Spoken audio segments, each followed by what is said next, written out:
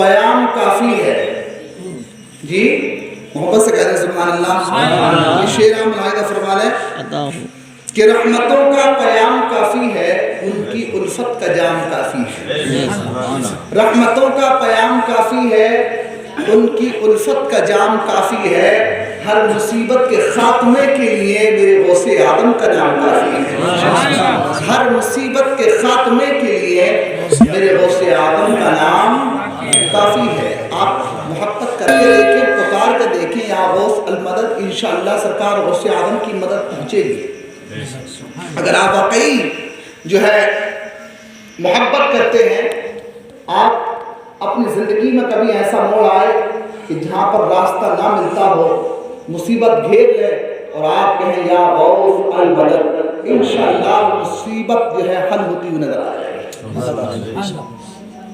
اور ہمارا ایمان ہے کہ ہم غوث آدم، سرکار غوث آدم کا ذکر کر رہے ہیں.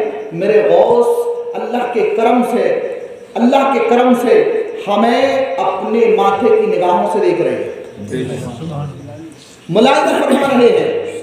اور اللہ کے کرم سے آپ چاہیں تو اس محفل میں تشریف بھی لائیں گے. آپ اگر چاہیں اور ہماری ادائیں اگر پسند آ جائیں، ہماری الفتیں اگر پسند آ جائیں، تو سرکار غوث آدم اس محفل میں تشریف لائیں گے. اور جہاں وہ چاہتے ہیں وہاں تشریف لے جاتے ہیں. اب ہمارے آپ کے ہو سکتا ہے کسی کے ذہن میں یہ بات ہو کہ مولانا صاحب پورے مہینے میں ہر جگہ پر سرکار غوث آدم کی محفل سج رہی ہے، ہر جگہ ان کا ذکر ہو رہا ہے، ایک ہی وقت میں لاکھوں محفلیں سج رہی ہیں. کیا ہر محفل میں سرکار غوث آدم تشریف لے کر جا سکتے ہیں ایک ہی وقت میں؟ ایک ہی وقت میں؟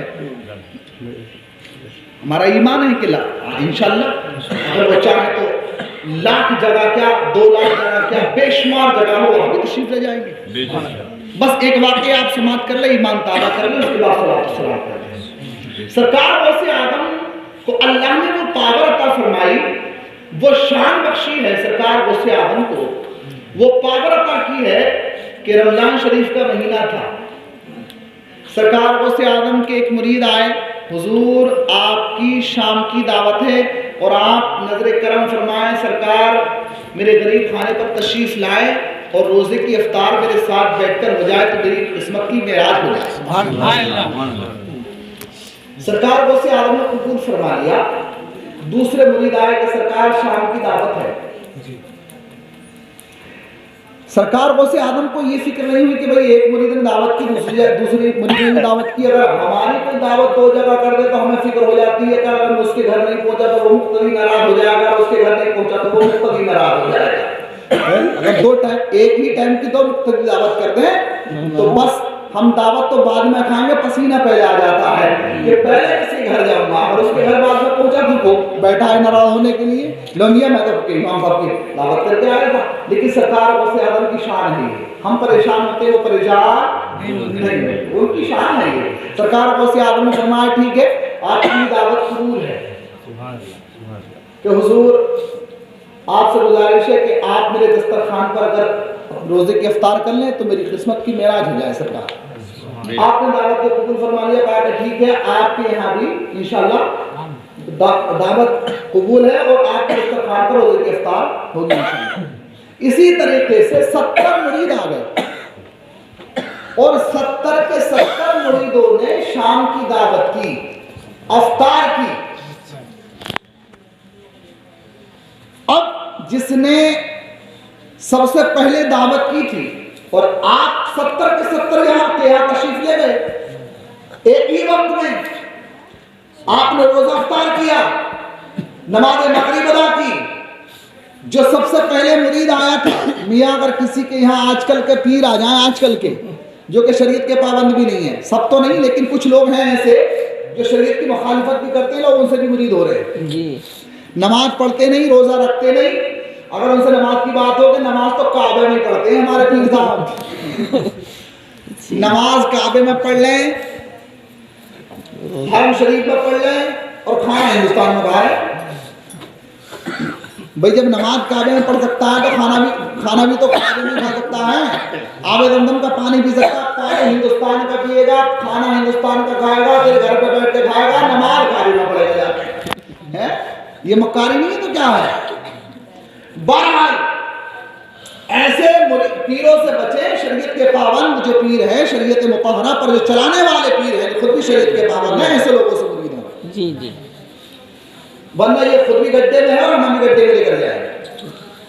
سرکار غوث اعظم رضی اللہ تعالیٰ عنہ کی مرید صبح کو اٹھے نماز فجر کے بعد میں, اب خوشی میں مچل رہے ہیں, لوگوں سے کہہ رہے ہیں کہ رات اور قسمت کی معراج ہو گئی. پیران پیر دستگیر روشن ضمیر شیخ عبد القادر جیلانی حضور سیدنا غوث پاک رضی اللہ تعالیٰ عنہ میرے گھر تشریف لائے. میرے دسترخوان پر بیٹھ کر آپ نے روزہ افطار کیا, میری قسمت کی معراج ہو گئی. میں نے سرکار غوث اعظم کے ساتھ میں روزہ افطار کیا ہے, یہ ذکر کر رہے تھے اور خوشی کے مارے ٹھکانا نہیں تھا. اتنے میں دوسرا مرید آ گیا. گفتگو جب سنی تو کہا کہ بھائی میاں بھائی صاحب یہ تو ٹھیک ہے یار, مگر ذرا ہلکا ہاتھ رکھو, اس لیے کہ سرکار غوث اعظم رات میرے گھر تھے, افطار میں نے ساتھ بیٹھ کے کی ہے سرکار غوث اعظم کے, آپ کیسے کہہ رہے ہیں؟ دونوں میں تکرار ہونے لگے. وہ کہہ رہے تھے کہ میرے گھر سرکار غوث اعظم نے روزہ افطار کیا, وہ کہہ رہے تھے میرے دسترخوان پر سرکار غوث اعظم نے روزہ افطار کیا. دونوں میں تکرار ہو رہی, دونوں میں تکرار ہوئی. اتنے میں تیسرا مرید آ گیا, تو جب تیسرے نے سنا دونوں کی بات کو کہا یار بھائی عجیب بات ہے یار, دونوں خواہ لڑ لے ہو بے خواہ, اس لیے کہ سرکار غوث اعظم تو میرے گھر تھے,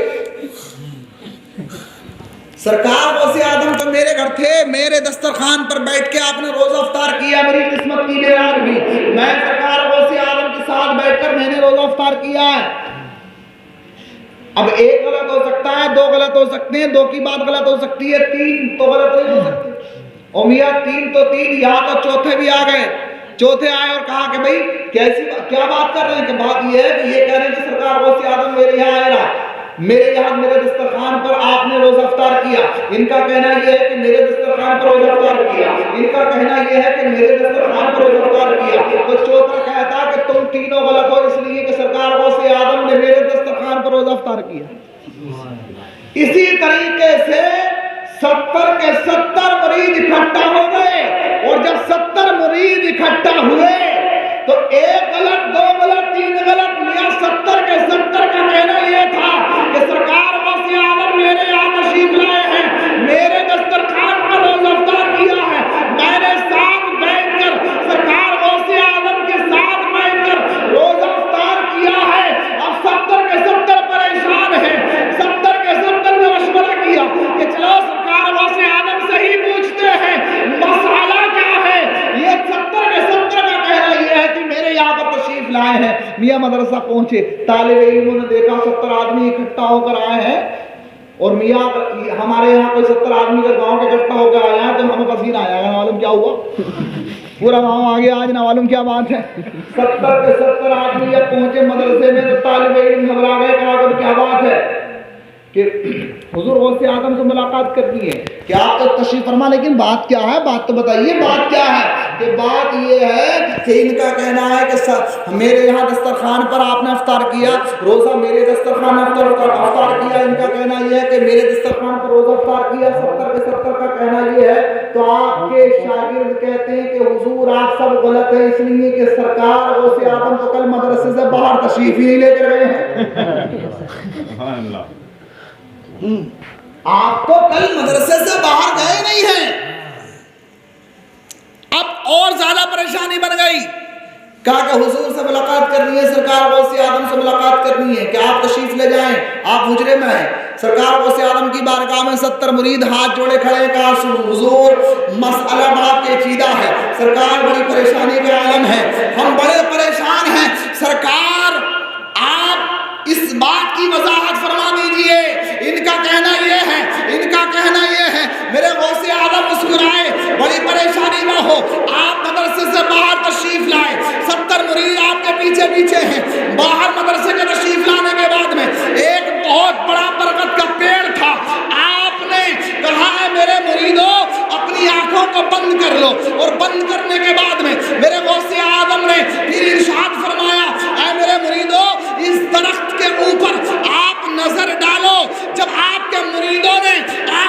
کھولا، وہ برگد کے جب درخت کو دیکھا، خدا کی قسم ہر پتے پر غوث اعظم نظر آ رہے تھے۔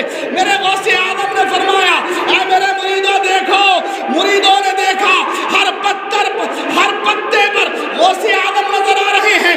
میرے غوث اعظم نے ارشاد فرمایا اے میرے مریدوں یہ تو 70 ہیں، اللہ کی قسم میرے رب نے وہ پاور عطا فرمائی ہے، اگر 70,000 بھی ہوتے، ایک وقت کی دعوت ہوتی، غوث اعظم سب کے یہاں تشریف لے جاتے۔ غوث اعظم سب کے یہاں تشریف تو میرا تو ایمان یہ ہے کہ جہاں بھی ہم پکارے میرے غوث وہاں پر تشریف لاتے ہیں۔ جب میرے غوث اعظم کی شان یہ ہے تو جس نبی کا کلمہ پڑھ کر غوث اعظم مسلمان ہوئے، داخل اسلام ہوئے، ہم نے کلمہ پڑھا، اس نبی کی شان کا اندازہ کیسے لگا سکتے ہیں، اس نبی کی پاور کا اندازہ کیسے لگا سکتے ہیں۔ بس اللہ پاک ہم سب کو عقیدت اور محبت عطا فرمائے اور اولیاء اکرام کے نقش قدم پر زندگی گزارنے کی توفیق و رفیق عطا فرمائے، ان کے فیضان سے اللہ ہمیں دنیا و آخرت میں مالا مال فرمائے، آمین۔ استغفر اللہ ربی من کل ذنب واتوب الیہ، وآخر دعوانا ان الحمد للہ رب العالمین۔ السلام علیکم ورحمۃ اللہ وبرکاتہ۔